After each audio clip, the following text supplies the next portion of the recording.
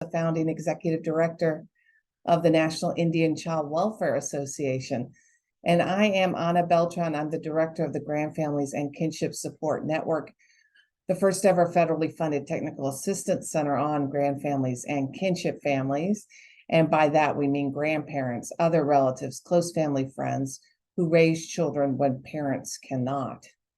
So we will begin the webinar. And as you can see on this housekeeping slide, if you would add your name to the chat so we know who's with us today. We're going to be pausing for questions throughout. Dr. Cross will pause it at various times, and you can type your question at any time and we will get to them. And you will get the recording and the slides of today's webinar by the end of the week in your inbox. So expect that. And thank you again for joining us today. Just a brief overview of the Technical Assistance Center that we run in collaboration with the National Indian Child Welfare Association. We've received at Generations United the first ever federally funded cooperative agreement, and I'm mushing my words together here, but we're running the first ever technical assistance center that's federally supported for the families, on the families. But what we're working with is the system. So we're working with states and tribes and territories, the government agencies in this umbrella that support the families to help replicate promising practices, to help learn from each other and learn from subject matter experts like Dr. Terry Cross today. So we don't work directly with the families. We work to support those who support the families directly. So please reach out. We are here to support you in your work with grandparents and other relatives who raise children when parents can't. So how do we help you? Well, we have a series of webinars, monthly webinars. Dr. Terry Cross will begin shortly. There's a link here to our webinar series. We also can answer individual assistance questions. So if you have a question, it can be simple, it can be complicated, it can be who's got a great tribal kinship navigator program, and then we will refer that to NICWA and they will get back to you. So there's a form there and you can complete that form and we will get back to you. We also have a brand new website that we launched in the fall, and it has a number of resources all available to you free of charge to help you in your efforts in supporting the families. This is our URL here at the bottom. This is what our homepage looks like. And there's a number of resources, a few of which I'll point out. One of which is, this is a good piece to share with the families, which are 50 state fact sheets, DC, Puerto Rico, Virgin Islands, and one tribe as of now, Port Gamble, is in Washington State, is posted on this landing page. They are resources that you can share with the families, with local organizations and programs that can help support them. So feel free to download those, share those, disseminate those, link to those. They're meant as a resource to you to help better support the families. We also have a general fact sheet, which is kind of a good baseline knowledge on the families. If you're new to these issues and new to these families, it elevates the strengths and the challenges that they face. Welcome to access that. We also have three 3-minute caregiver videos that you're welcome to use in your trainings, one of which features a native grand voice, Rosalie Tubble. I hope I didn't butcher her name, but that's the first one. And there are a couple of others there, and you're welcome to use those free of charge as well. One of our more recent resources is a tip sheet to how to include grandparents and other relatives and close family friends in your decision making. So really how to incorporate them so that they are at the forefront and at the center of all the services and supports that you provide. Here at Generations United, and I know at NICWA, we center our work on those voices and they inform and guide everything we do. We are also putting out monthly 2-page resources, very high level, but with lots of links to other resources. And this month's features how to connect with families in Black and Indigenous communities. Again, very high level, but hopefully it'll be a helpful resource to you, and the link is on the bottom of the page. And then finally, if you want to connect with us and get our resources in your inbox every month, just once a month, we won't bother you too much. You'll know what are the latest resources, what are the latest webinars, and all you have to do here is either use that QR code to complete a brief form or click that link. And also Mari will drop it in the chat so you have the link directly. And I thank you today, and I thank you for joining us for this webinar. And I'm very honored and privileged to introduce Dr. Terry Cross, who is known in the Seneca language as Hanegona. And I hope I did that right, but he will correct me if I did not. He's an enrolled member of the Seneca Nation who received his master's degree in social work from Portland State University in Portland, Oregon. He's the founding, as I mentioned earlier, executive director of the National Indian Child Welfare Association in Portland, and he now serves as senior advisor and does a lot of training and work. He's the author of Positive Indian Parenting and co-author of Toward a Culturally Competent System of Care. He has 49 years of experience in child welfare, including 10 years of direct practice. And we are so pleased at the Grandfamilies and Kinship Support Network that Dr. Cross is one of our subject matter experts. So I will turn it to you, Dr. Cross, and thank you again for joining us and for doing this. Thank you, Anna. And I need to update that bio because I just clicked over to 50 years. It seems almost impossible. Well, I'm going to share my screen. I have a PowerPoint presentation for you today. And this, I'll share with you what our objectives are just in a moment. Part of my style is to stop every few slides and to invite questions or comments in the chat box, as Anna said at the beginning, and she will monitor that for me and pass along questions as they come up. So let's get started. We want to let's see. There we go. So what to expect today? Well, first of all, I'm going to review some of the basics of collaboration. We did a overview of collaboration last September in a webinar, so I'm going to review a bit of that. And what we want to really focus on today is what tribes need to consider with regard to collaboration, both internally and with other tribes, or to the collaborating with other jurisdictions. So the collaboration issues between tribes and other governments or nonprofits.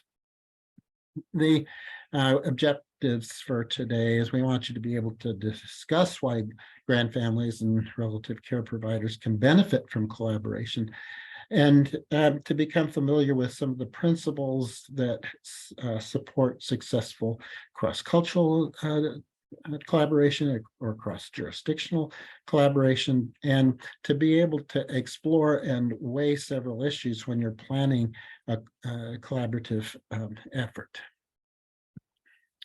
So what is collaboration? Well, basically, it's a strategy that enhances any agency or department's strengths and expands its ability to accomplish its mission. It's a decision to act jointly for a common cause.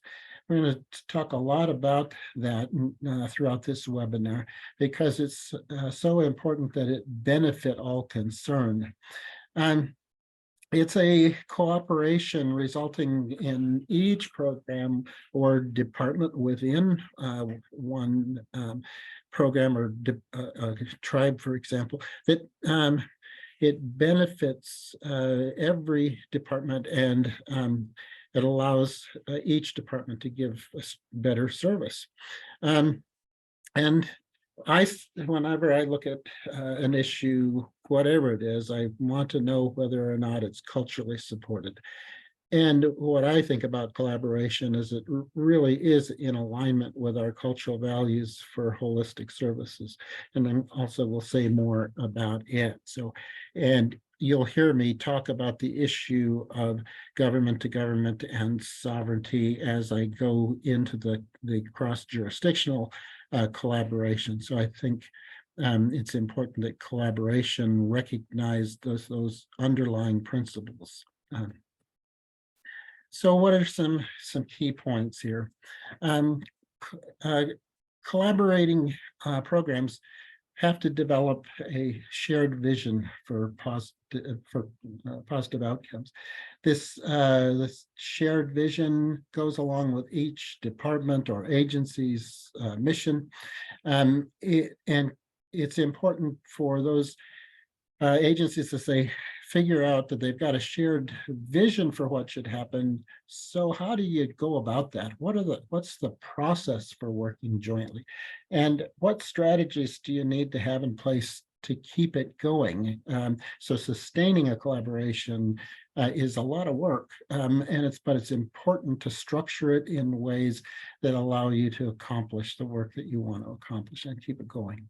So collaborating programs, part of that is having to budget with collaboration in mind. It's not, it may seem that there's not a lot of resources needed, but it takes people's time. You have to make sure you have somebody who is leading the collaboration, and there may be aspects that have hidden costs like meetings or technology or data sharing. So keep that in mind. So collaborating partners are also to figure out how to be accountable to one another and setting up a process of routine check-ins, making sure that you're saying, is this working? How are we doing? Are we each able to bring to the services the resources or time that we had committed in the beginning, and to have that a set of checks along the way. And then collaborating partners need to adapt to the changing needs of the community and the families and the children that they serve. So just the possibility of being adaptive, because sometimes we start out in a collaboration that we plan and it's going to happen one way, when in fact it turns out that we are the world changes on us, and we need to change the way that we're working. So the question then is, why collaborate? Well, for me, the most important underlying principles is that children get better care when adults in their lives cooperate. And it works in families, and it also works in systems. We have to, in our minds, keep the kids and the youth at the center of the room when we're planning. We have to think about their needs and the services that will meet those needs, and that they can't do that on their own. As adults, we have to come together, and the resources are just too scarce out there for us to waste resources in not collaborating, not cooperating in sharing and addressing all of the issues that need to be addressed. Because grandfamilies and kinship placements, there are challenging circumstances. We hear from the grandfamilies themselves how challenging legal issues are, or education issues, or health or dental, or income. The range is all across the board. And so if I think the message is that no one program can meet all of those needs across the lifespan or life space of the grand family, and so collaboration is necessary to have that be to make it possible to meet those needs. And every family matters.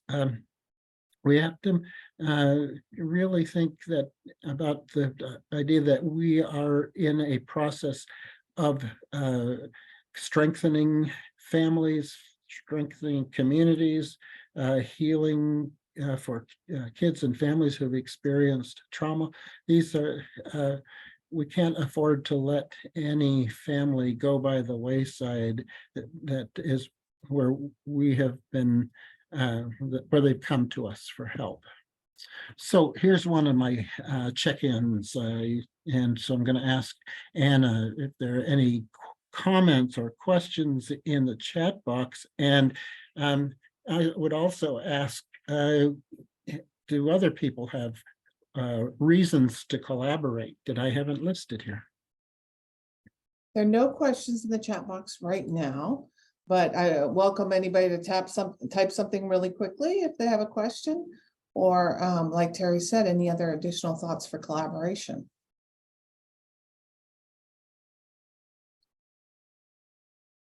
It's true that it can really leverage your resources, right, Dr. Cross? I mean, Right.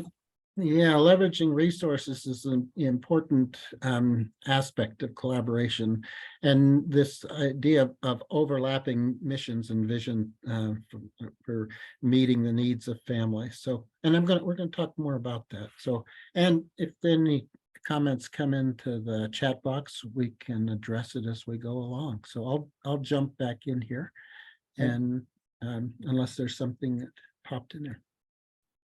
So what makes collaboration hard? What are the challenges? Well, different agencies, different departments, or different jurisdictions may have conflicting values. If you're, for example, having a collaboration between a child welfare department and a substance abuse treatment department, the conflict about how to help and how to address particular issues may come into some controversy, because there may be different underlying values about where to start and what the key issues are. Another challenge is historic distrust. This is particularly true in cross-jurisdictional collaboration. We haven't done a good job historically, and the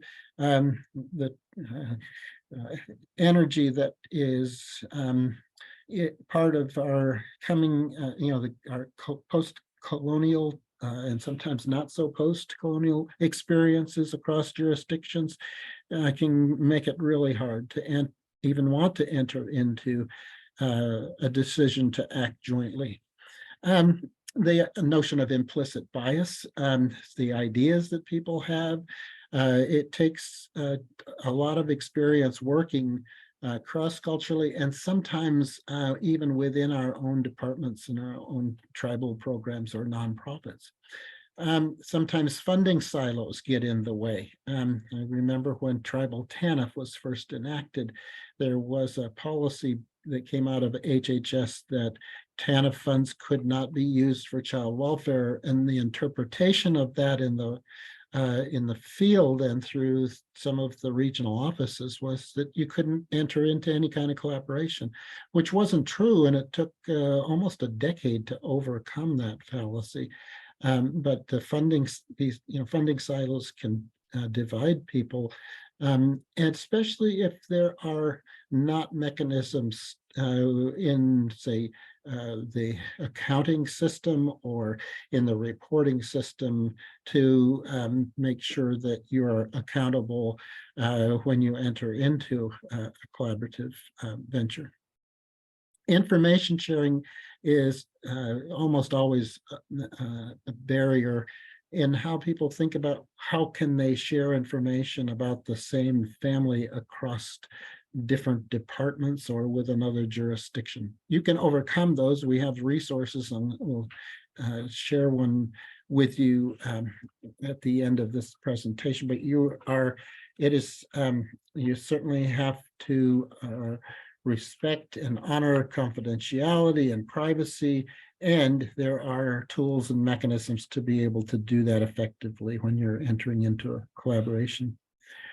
A system type challenge is the potential that you might compromise your organizational integrity. And this is mainly maybe if a partner, for example, fails to live up to their part of the collaboration, does it risk your reputation? And what are some of the boundary issues? How do you make sure that your decisions are your decisions and the other partner, the decisions are theirs on their end? And this is, the potential of bumping into one another. This, I want to talk about, well, what then, if collaboration is hard work, what helps a collaboration work? A collaboration honors the autonomy of each partnering the department or agency or jurisdiction. It's essential that each partner honor the autonomy of the other to make its own decisions. And partners have to respect each other's staff and to respect that they are under the direction of their own agency or their own department.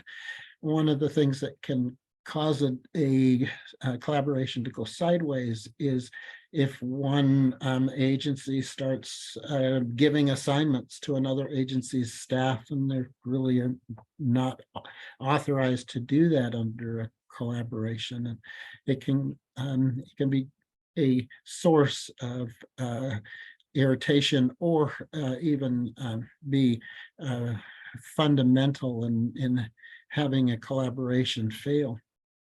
Partners' feedback or perspectives need to respect that autonomy. Sometimes you can expect in almost every collaboration that there will be rubs, bumps, rough spots along the way. How we talk with one another about that.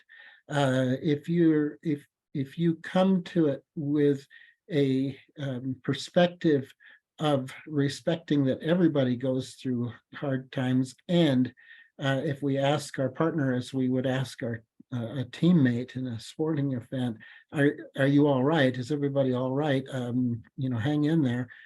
Or to get frustrated and to maybe use frustrated or angry language that then may get in the way of being able to communicate effectively. So being very careful about how you communicate. And another thing that makes collaboration work is when we write things down, when we have clear agreements and clear obligations, so we know what we're held accountable for, and we have processes or procedures to be able to make sure that, we're solving things that come up. It's important for partners to respect the internal processes of or the time challenges or the workload of another partner, because seldom do we enter into a collaboration where it is the only thing we're doing. So if your department has a big event of the year, but your partner in a collaboration is expecting you to do something at the same time as you're obligated, your workload is being devoted to something else, it's not realistic. So you have to really figure out how to have clarity around how long it takes to get paperwork done, or how long it takes to get to achieve an outcome if you've got another obligation. So working those things out.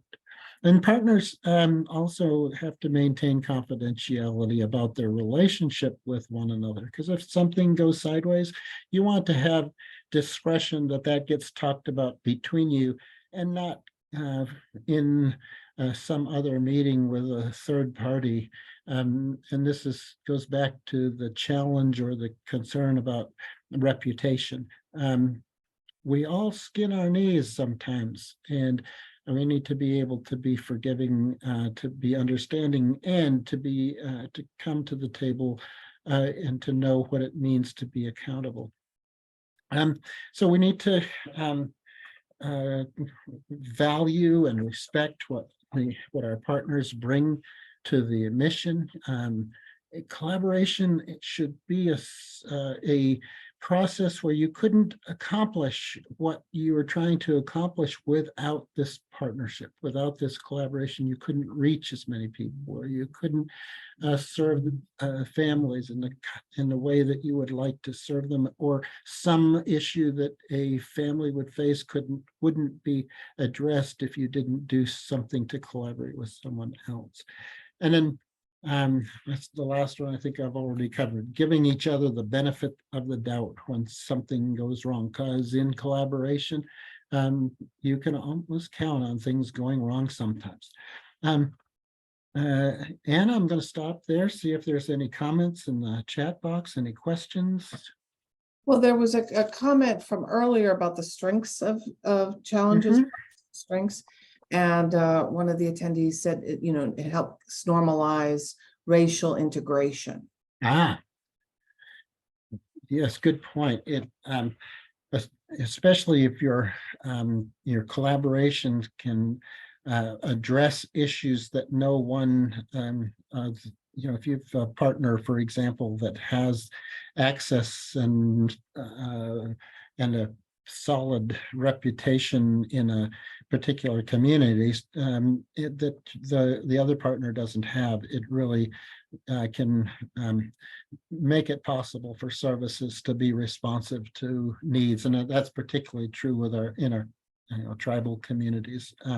So many times there are non-native organizations that want to serve our families, but they don't have the credibility to, or even the infrastructure to have to offer a service. An example that was a tribe I worked with several years ago, where the county was not, they had services available, but tribal members weren't taking advantage of them. The tribe and the county entered into a collaboration, and the tribe offered an office space in the tribal facility, and it was seamless. People were able to come to the tribal facility, and a couple of days a week, the county staff was there, and it was a great collaboration because it allowed the county to serve people that otherwise wouldn't, and it allowed tribal members to get services they wouldn't have. So great question. Thank you. Thank you, Gary. So let's talk about collaboration within tribes and perhaps between tribes, because we have many tribes in the country that enter into collaborative efforts with one another. Tribal consortia, for example, would be a good example. This, collaboration internally in a tribe would be between different departments, and it's a decision to act jointly. And I think of collaboration as being culturally based. Historically, before colonial times, our cultures and our economies were based on abundance and how to share that abundance. It meant that we had to maintain a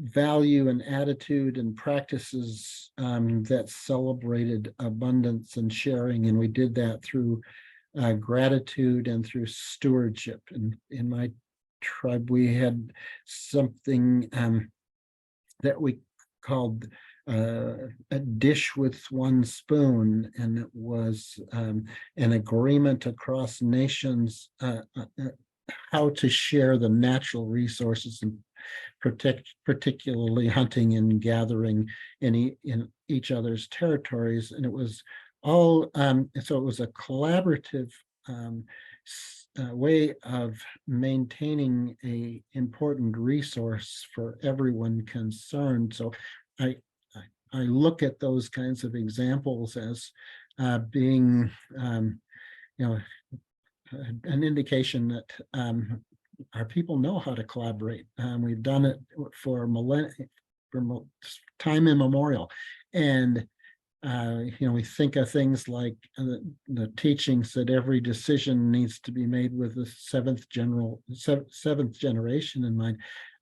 Those kinds of you don't achieve that without collaborative decision making, and in our communities, the responsibility for caring for children was shared by everyone. As a matter of fact, there's a teaching in our longhouse and in the good message of Handsome Lake. It says, if you see a child in need and you don't meet that need, it makes the Creator sad. So we have a heritage for collaboration, and collaboration is conducted in our tribal cultures in a way that's governed by our customary practices and laws. I want to put why, one of the reasons why to collaborate in child welfare and the tribal level. The state in the field of child welfare, states and counties, public child welfare, is based on a linear model of thinking.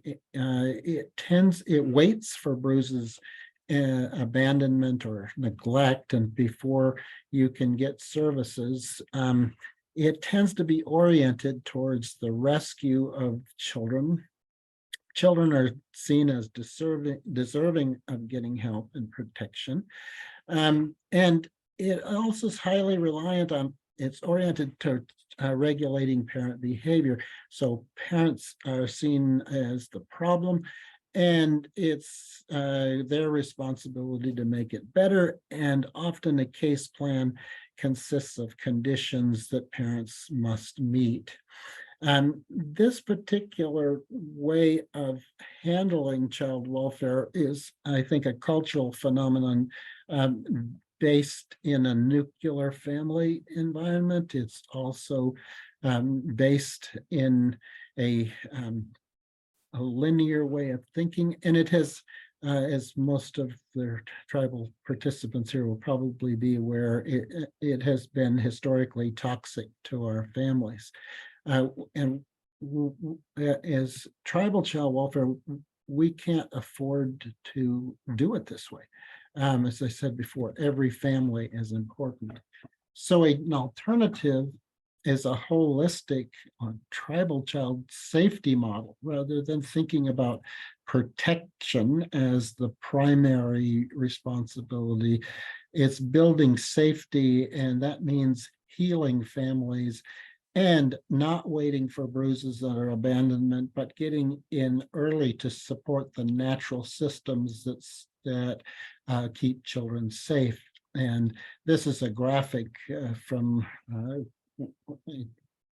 some work we were doing with the Fond du Lac band in Minnesota around how you think about this idea of collaboration. How do you bring services together? So you build a system that supports strong families, and you don't wait until there's a problem. You support people in being able to be strong in their family. That takes care coordination.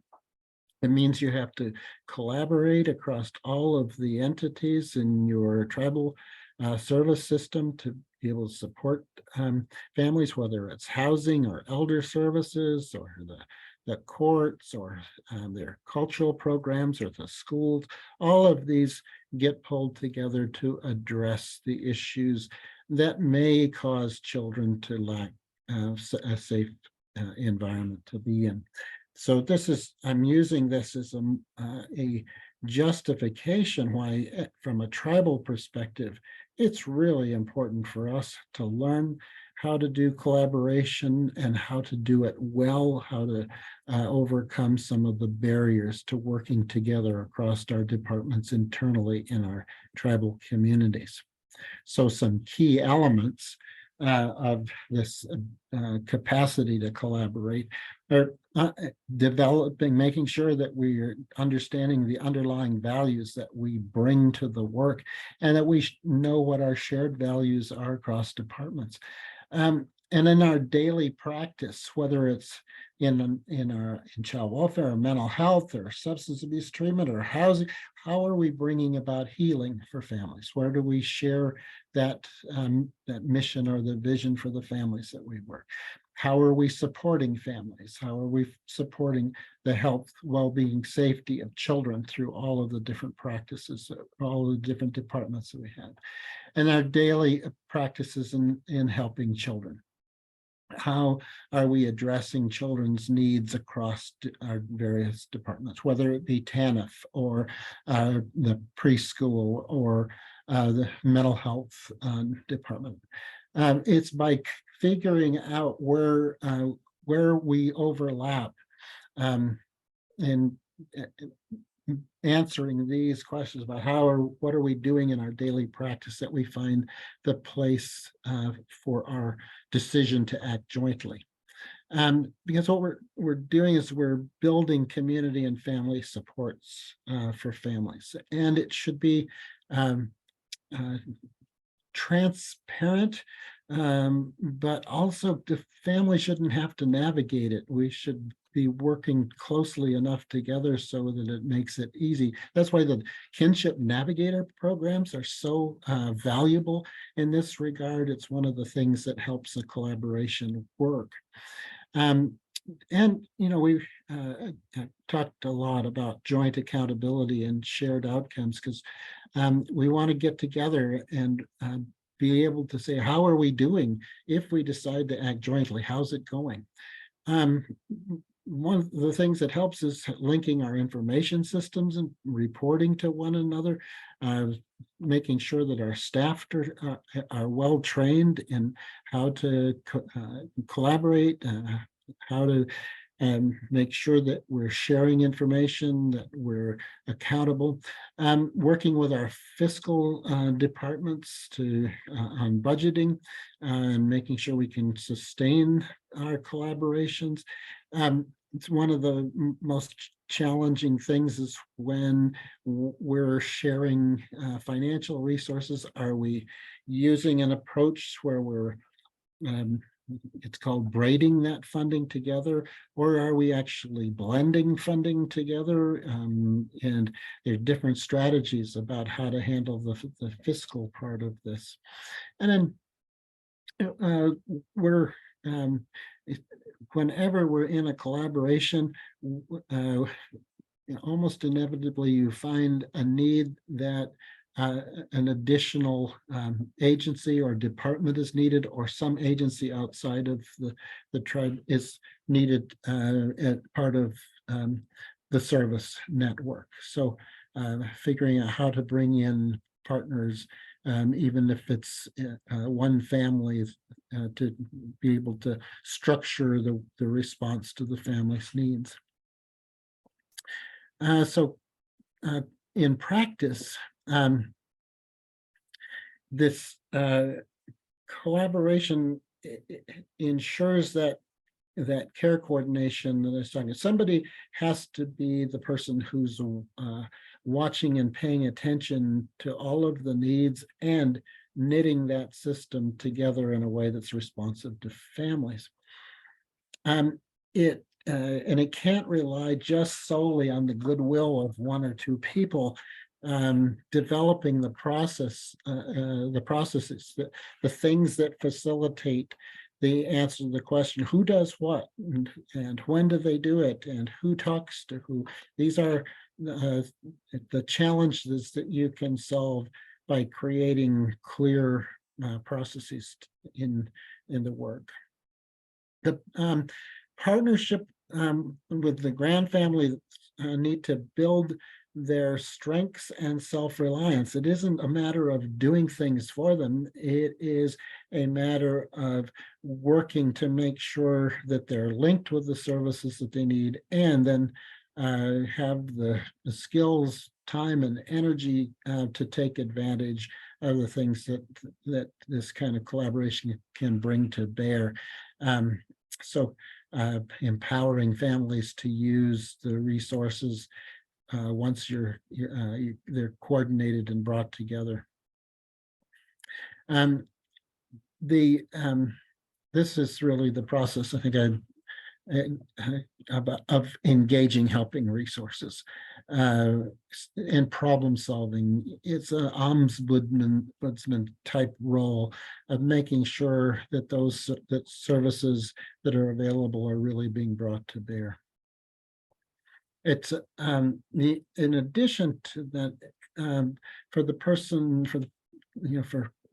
who's working directly with a grand family or any family for that matter, is this kind of work, this kind of care coordination is an important opportunity to build rapport and to develop that helping alliance, that type of relationship that allows us to be partners in the approaches to healing and problem solving.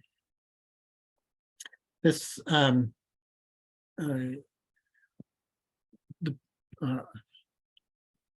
means this type of care coordination really requires that we have impeccable communications. And so I listed here, so who talks to who about what? At what level of the agency, at what level of of departments relating to one another? We're talking about budget or resources or staffing and policy issues or administrative issues like supervision, and how do you solve conflicts and decision making, and who talks to who about scheduling or the timing of services, or at what who talks to who when about cases or staffing or screening, if you have a process of making sure that you're addressing various needs by using screening tools, or you have a standardized assessment of some kind. So you have communications happening at all different levels of your work, and when having those spelled out and knowing who to talk to and knowing when, having these things structured really helps a collaboration be sustained. And we have to ask the question, what does open communication mean in a collaboration, and how do we structure it? Well, structuring collaborations that has a lot of options. You can have a written charter, or you could develop bylaws that talk about how you're going to work with each other. Most often, what the tool that I see used most often in tribal communities are a memorandum of understanding, and sometimes those are very simple and the details are laid out in other kinds of agreements. And I often see collaborations happen in our tribal communities just through the development of protocol. And what I mean by protocol, this is historically, we didn't have a lot of things written down in our cultures, but we had a lot of protocols, and protocol about who does what, who makes what decision, how are decisions made. So whether it's how we learn to consult elders, or we learn to deliberate in a particular way about a dilemma. Those ideas about protocol, how we do things, as long as they're clear and as long as they're based in values and principles, we can use verbal agreements and make a collaboration work in our communities just based on on our knowledge of one another and our trust in one another. The challenges that those are vested in, often in individual relationships or roles or a particular leader. And if there's turnover or change, it's hard to hold on to the protocol for how to keep a collaboration. So just uh, if that's what's working for you, by all means do it. But if you sense that there's going to be a turnover in leadership, you might want to get that protocol put into some format that helps transition it from one generation of leaders or one generation of administrators to the next. And sometimes people wonder, do they have the authority to collaborate? Well, the authority in governmental programs, including tribal programs, comes from law and policy. And in a nonprofit, authority comes from the founding documents or the bylaws. So I recommend that if you think that collaboration is important to you, and I hope you do, be explicit with the authority to collaborate. Write it into policy. And if it's not in your laws, your policies and procedures can list it. And simple as having a policy on collaboration that authorizes different departments of your tribal government to collaborate with one another to reach the mission of each organization. So I'll stop there, and we have one more section to go, I think. Anna, any questions or thoughts in the chat box that we should address? Thank you. Yes, we have a question. How do we support collaboration when plans are conflicting for a family and the partners are not willing to align the plans so the families can succeed? Really important question. This is what you hope that collaboration will prevent. And if you're coming into a situation where you have conflicting plans, I think this idea of communication, how do we come together? Because this kind of work doesn't happen without getting people in the same room or at least on a Zoom call about, so what are we trying to accomplish and what is going to help each of us accomplish the mission we have, or the vision we have, the plan that we have for children, and are they and families, and are they the right plans? And in what order should the services be delivered? And how can the service be delivered in a way that allows each of us to accomplish what it is that we have the obligation to do? So now, often the intersection between mental health, substance abuse treatment, and child welfare come into conflict around a number of issues. The timing is one of the most central. Because child welfare can be under a court order and there be a list of conditions that families need to meet. And the mental health department will maybe in their assessment see that somebody is dealing with trauma in their background, is causing some underlying issues or directly causing issues of being able to be a safe parent. And a substance abuse treatment agency will see that the person is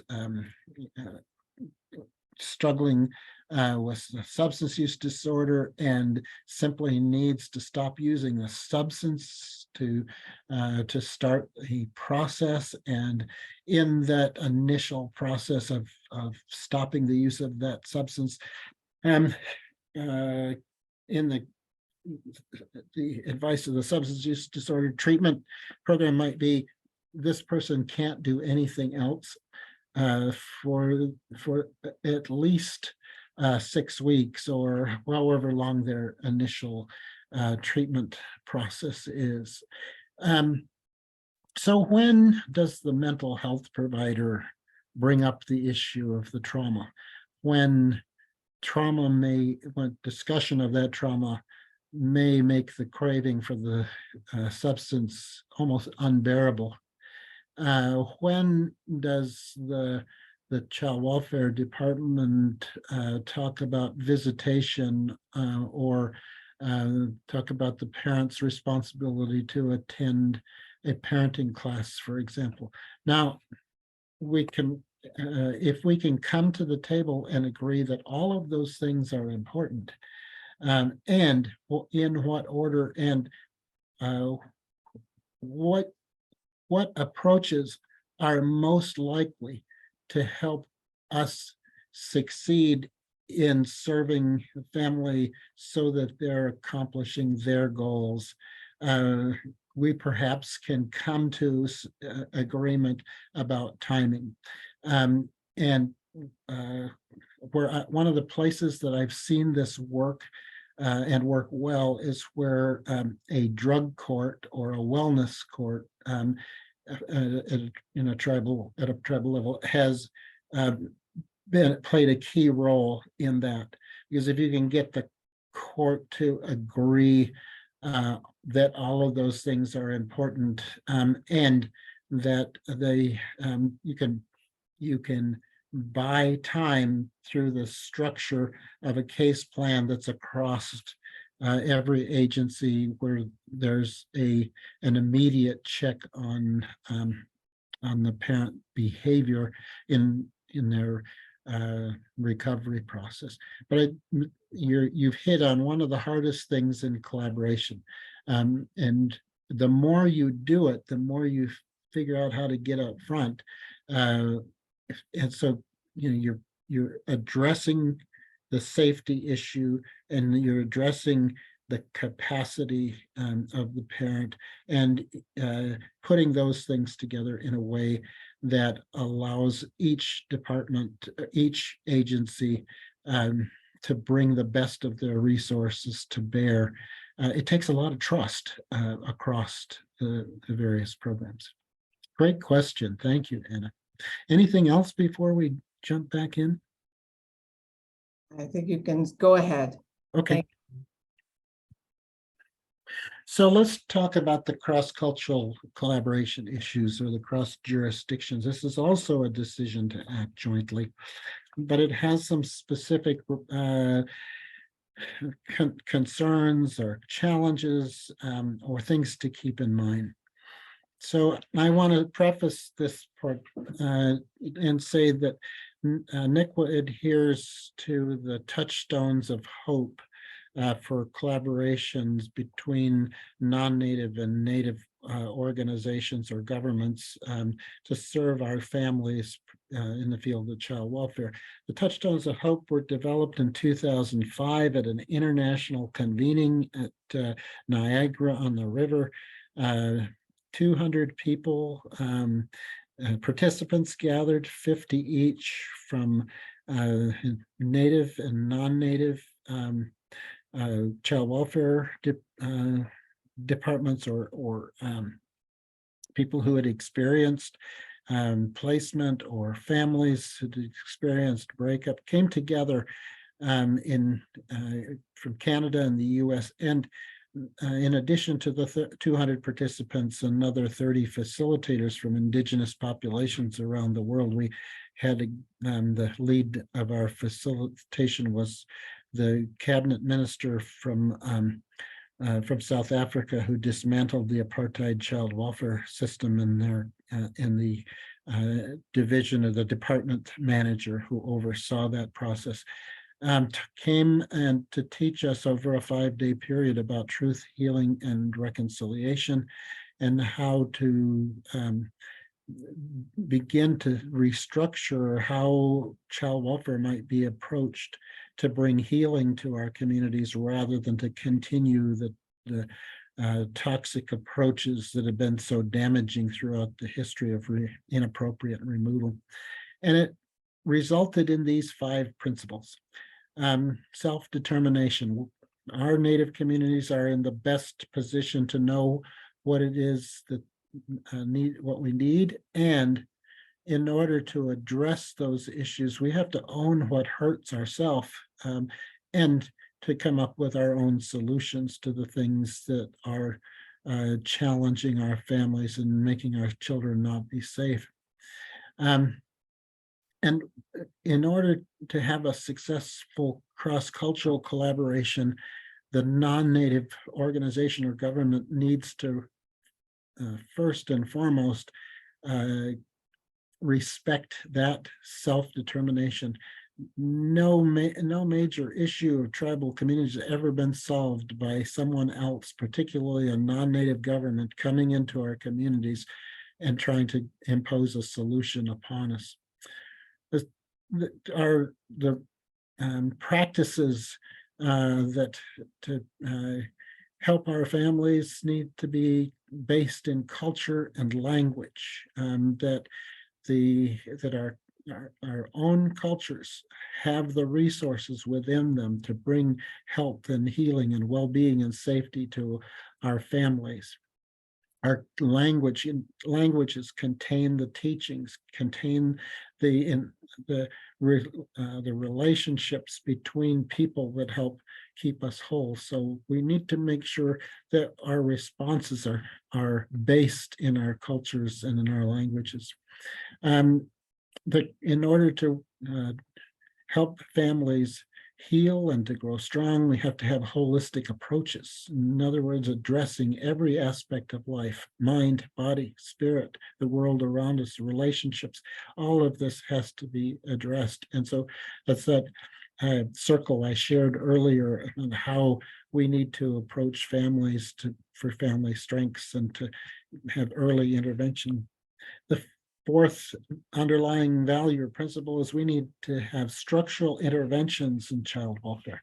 The things that bring most Native children into the child welfare system are poverty, untreated mental health issues, particularly trauma, caregiver substance use disorders, poor housing, poor education.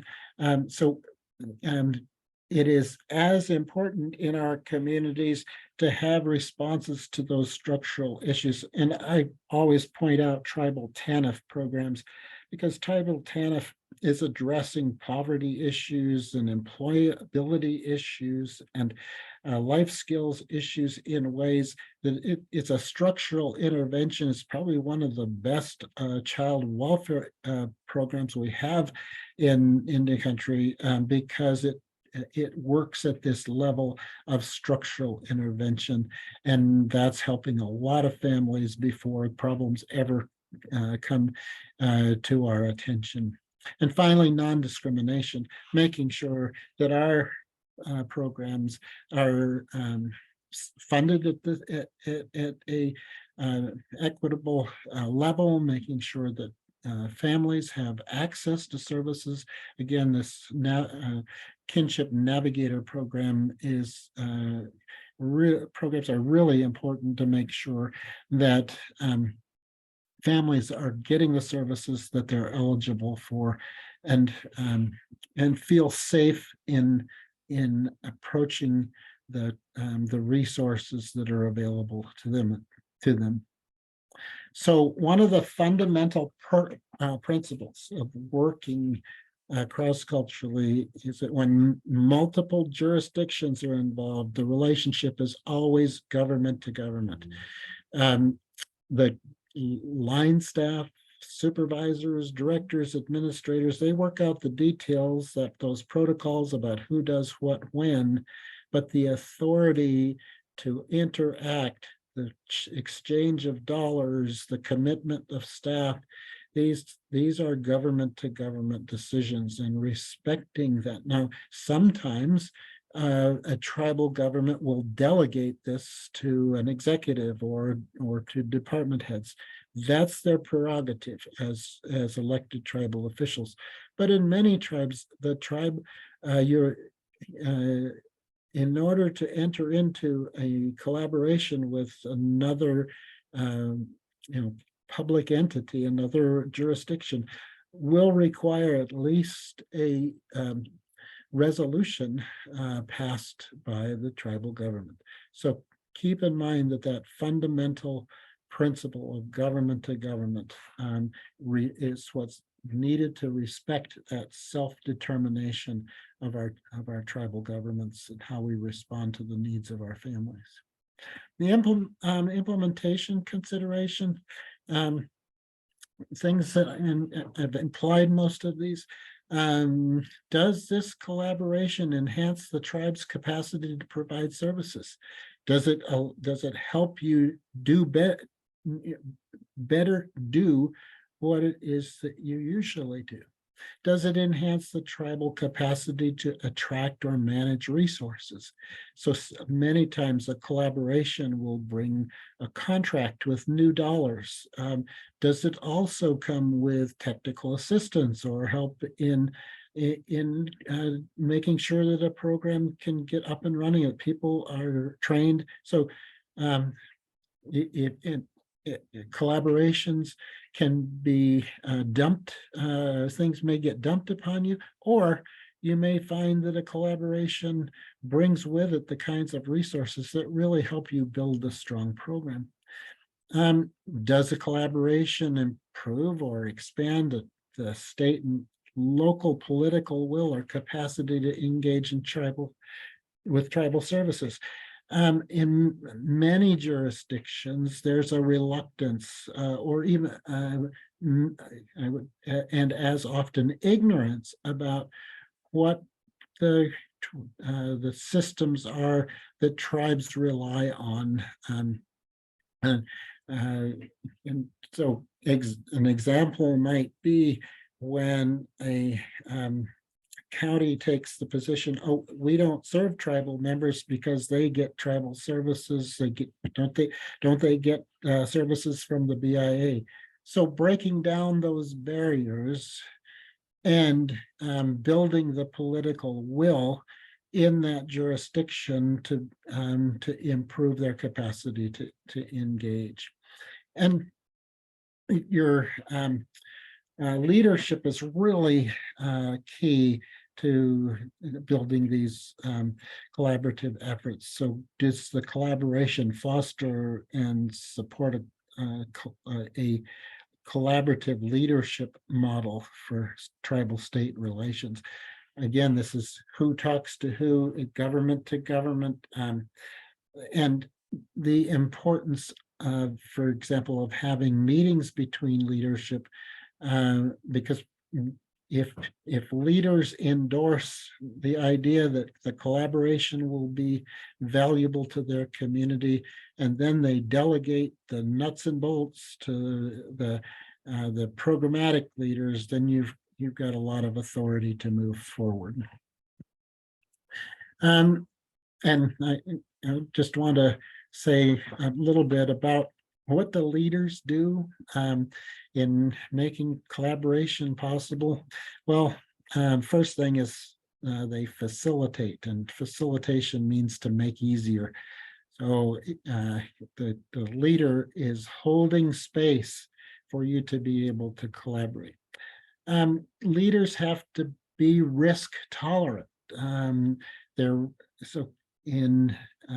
If you're taking a chance in collaboration, the leaders, either the elected officials or the top management there, they have to be willing to assume some degree of risk. The better you structure it, the lower the risk, but there's still, the risk of something happening that you weren't expecting. Leaders can also do what I refer to as giving away the problem. Sometimes we get, one of the reasons that things inhibit collaboration is when programs or departments try to own all of the responses in their corner of the service network. And to leaders can help say, no, I want you to give the problems that you're less able to address to others who are more able to address them. And that idea of giving away the problem is you want everyone in the service network to do the very best job they can do to serve the families that you care about.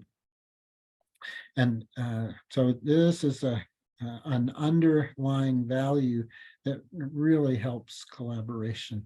And then once you begin to build those collaborative relationships, they have to be protected and taken care of, and leaders can help with that by being ongoing participants in the conversation. I see this happening where elected tribal officials or more informal leaders like elders or traditional helpers might come together as part of an advisory committee for a collaborative project or venture to just continue to have that check in and make sure that the relationships are in a good space. NICWA has a set of collaboration principles that we've used over the years, and I just pulled out a few of them that I wanted to share with you. The first one is win-win or no deal. It means that it has to be good for both entities. So if NICWA is entering into a collaborative venture with someone, we want it to be good for the entity that we're joining as a collaborating partner, and we want it to be good for NICWA. And what that means is it makes us better able to accomplish our mission. We won't consider entering a collaboration that might diminish tribal sovereignty, because it's among the highest values we have as an organization, to not only recognize, but promote and sustain tribal sovereignty. That's why you hear me talk about the importance of that government-to-government relationship.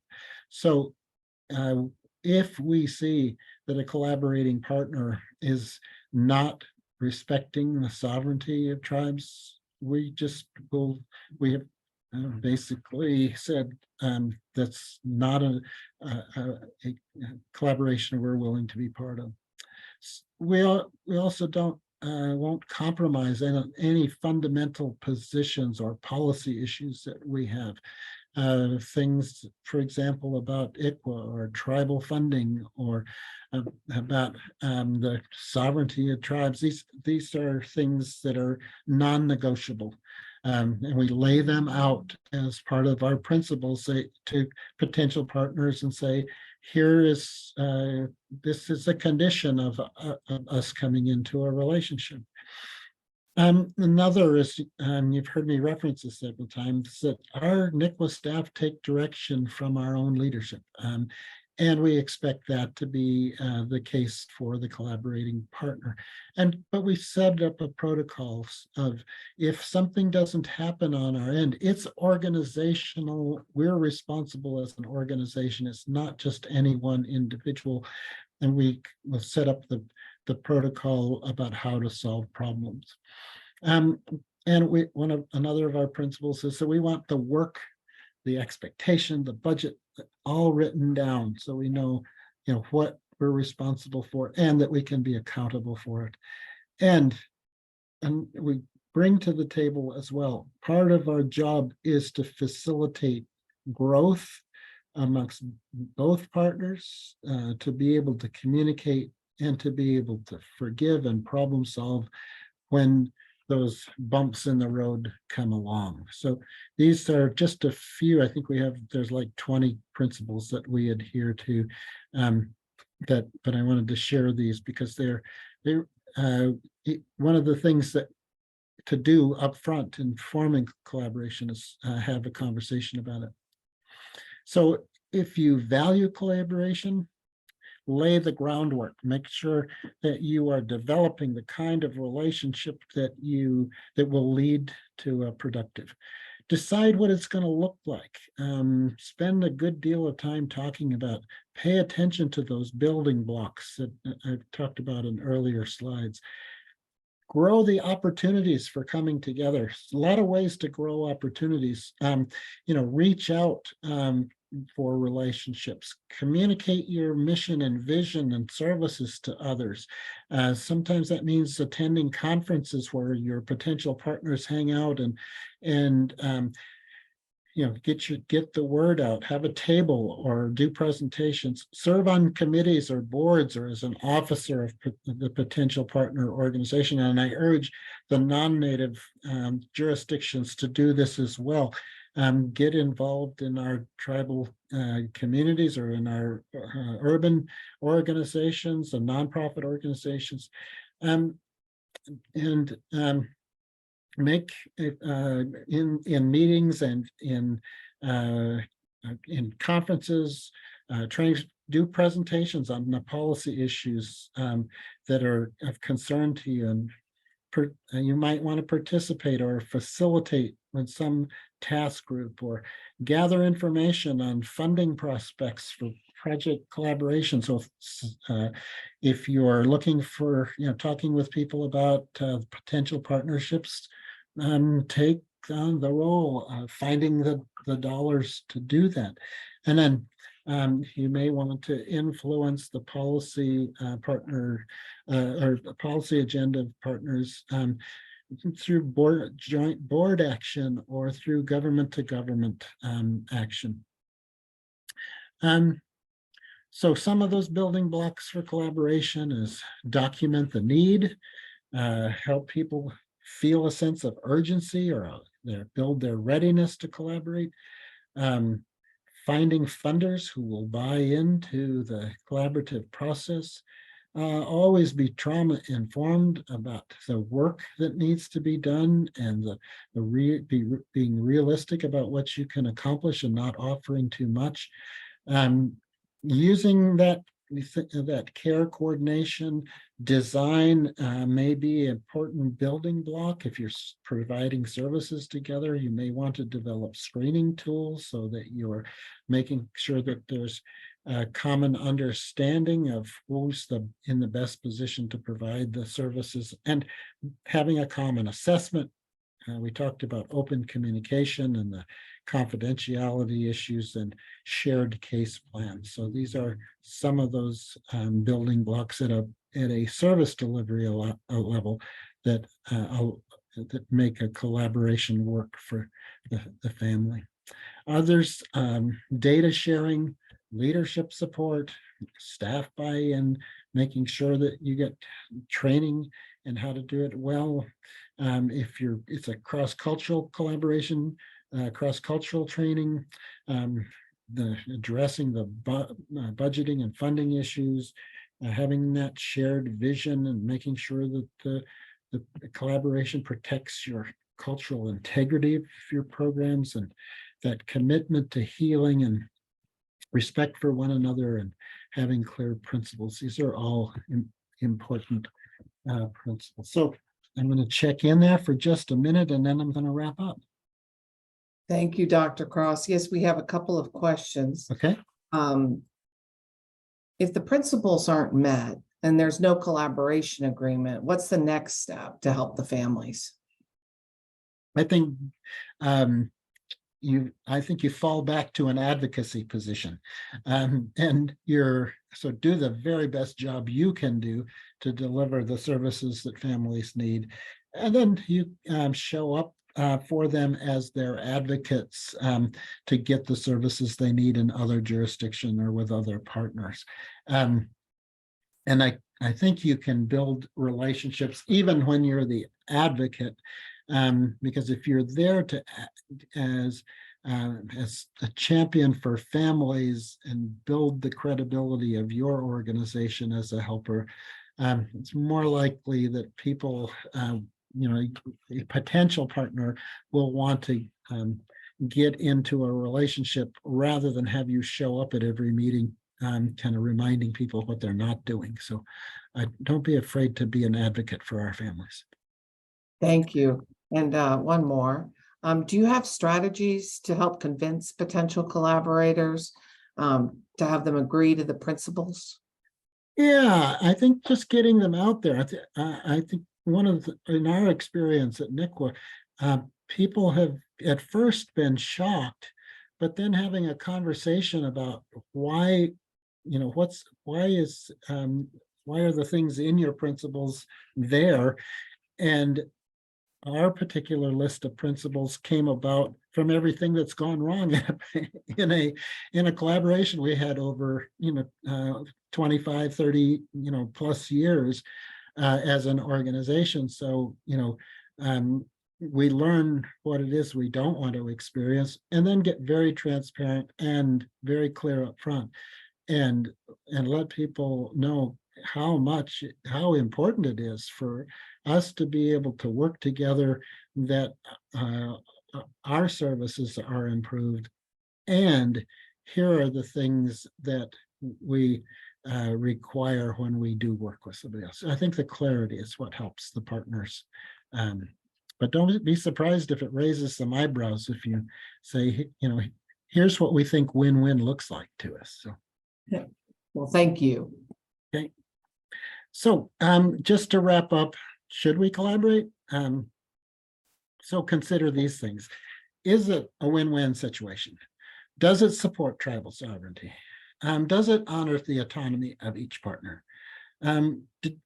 Does the partners respect the staff and maintain your chain of command in your organization? Are there opinions and feedback, or are they offered with respect? Do you feel respected in the relationship? When that partner wants you to do something, is there mission creep, or do you have it written down so that obligations are clear and accountability is clear? Do you adhere? Does the potential partner adhere to clear procedures regarding budget or changes, or the scope of work, or strategies? And if there's funding involved, do they pay on time? This can be really difficult if you have a partnership where money is changing hands and it's slow. It can really jeopardize a partnership. And does the partner respect your internal processes and how much time it takes you to do things?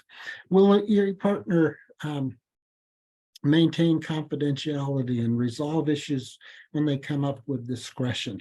Does the partner value the mutual enhancement of each other's mission, and will they give you the benefit of the doubt when things get hard?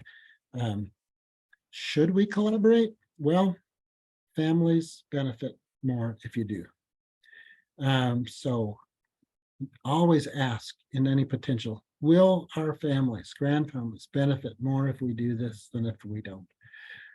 Do we have the time and energy to do the work effectively? Can we show up in the way that's, can we meet the accountability for this work? Do we have the capacity? Can we tolerate the risk? Can we push back if we have to? These are all things to help consider entering into collaboration. So I think we have about 10 minutes left. I want to offer these questions for discussion, and I have a list of resources. So if you would put in the chat box, what opportunities do you have for interdepartmental or interagency collaboration or cross-jurisdictional collaboration? And can you identify barriers either at the policy level or the practice or in the relationships or the underlying values? And while you're putting some of those in the chat, I'm just going to refer to some of the resources, and keep in mind that this slide deck will be on the network's website that Anna shared with you. First is the Native Grandfamilies Toolkit that we developed a couple of years ago with Generations United. Here are the you can download that either from Generations United or from NICWA. This is a resource from Child and Family Futures. Child and Family Futures operates the National Resource Center on Substance Abuse and Child Welfare, and they've done some of the best work on collaboration principles and how to, what are those building blocks and how do you structure a collaboration, particularly between child welfare and substance use disorder treatment organizations. This is a resource from Tribal TANF, and it was developed by James Bell Associates. It's a collaboration assessment tool. I've found it quite useful to really think about what are the basic nitty-gritty items that you need to pay attention to when coming up with a collaboration. So you can find this resource at James Bell Associates, the Tribal TANF Child Welfare Coordination and Collaboration Assessment Toolkit. And finally, a couple of resources from the National Resource Center for Tribes and the Capacity Building Center for Tribes. And again, one of these was from Minnesota around lessons learned and collaborative care around substance abuse issues and pregnant and parenting moms. So, and there's my thank you. Anna, any questions or comments in the last few minutes that we have to go? No, not right now. But lots of resource sharing. So yeah, thank you so much, Dr. Cross. All right. This I'm was really very helpful. I appreciate your expertise. terrific. I wish everyone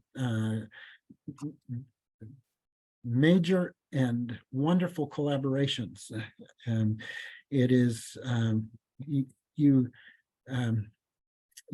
greatly expand your capacity to help the families that you work with when you give away the problem. And we long ago we had a discussion here in our Portland community about should we have more than one program to treat one set of issues. And in talking about that, the conversation went to, well, as long as there's one Indian family in need and it's not getting that need met, there's more than enough to go around. So competition is not where we should be as Native organizations or tribes. We should be empowering everyone we can to meet the needs of our families. So my sense, Anna, and the work that the network is doing, particularly around building capacity around the kinship navigators, this is at the core of what this is about. So I want to, commend you and the network and Generations United for helping bring these kinship navigator programs to our tribal communities and helping build that capacity and supporting that capacity, because it is, I'm going to go back to that slide that said, our families get better services when we make the decision to act jointly. And again, our kids get better services when the adults in their lives cooperate. And so it works in families and it works in systems. So thank you for this opportunity to put on this workshop, this webinar. Well, thank you. Thank you so much for lending us your expertise. And Mari has dropped in the chat a brief survey, if you wouldn't mind taking that. We will also send it to you in the follow-up email, which will have the recording and the webinar slides. And also a technical assistance form. So if you have any questions, anything that Dr. Cross can help with, NICWA can help with, network staff can help with, please reach out and we're happy to help as we can. So thank you for joining us today, and you will get those resources in your inbox. So hope you have a wonderful rest of the day. Thank you. Thank you, Dr. Cross. Thank you all.